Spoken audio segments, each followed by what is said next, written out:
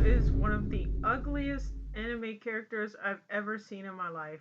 I feel like the FGC is heading down a terrible slope of degenerate behavior, but maybe that's just me. For those of you who don't know, degenerate behavior in the FGC is no surprise to the point where it's a running joke. Frosty frosting, spiked water, or just people being straight up horny at a big time tournament. Kid you not, this is a real thing. Of course, no one's gonna call it out until someone gets exposed for being a pedo, but I guess that's normal around here now. So, a few days ago, Yujiro got announced as the 4th DLC character for Tekken 8 Season 3. I don't really care for this character, but he's still mad ugly. But I am happy for the people who wanted Yujiro and got him.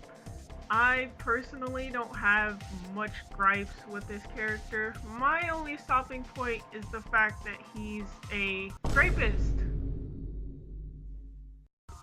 And yes, the same does go for Marduk too. That's exactly why I don't want him in the game either. Before you say it's fictional and this doesn't really matter, weren't you guys the same people roasting this dude because he was complaining about Lily wearing shorts?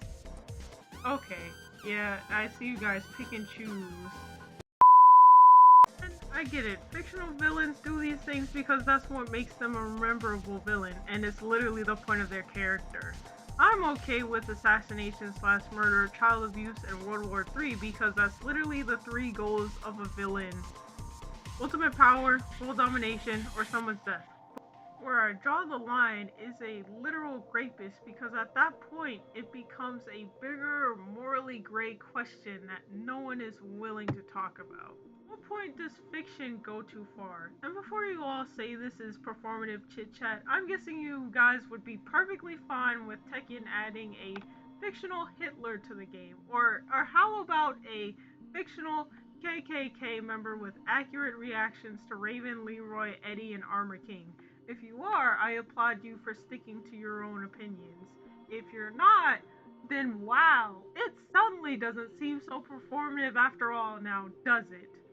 Agree or disagree, I don't care, but that's my bit ultimately on the whole situation. Do I care that people think they're roasting me on Twitter? No, not really, but it is what it is. You know, Tekken will always be a majority male dominated game, and that's cool. It's a sausage fest, but you know, that makes sense. I'm not asking for a gendered 50-50 split of male to female characters because that's not realistic and that's not Tekken either.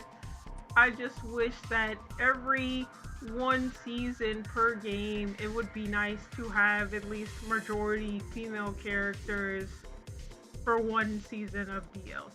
But that's my whole bit on the whole situation. I'm sorry this video took so long. I'll try to be more speedy with the next upcoming video. And yeah, I'll see you guys in the next one. Bye bye!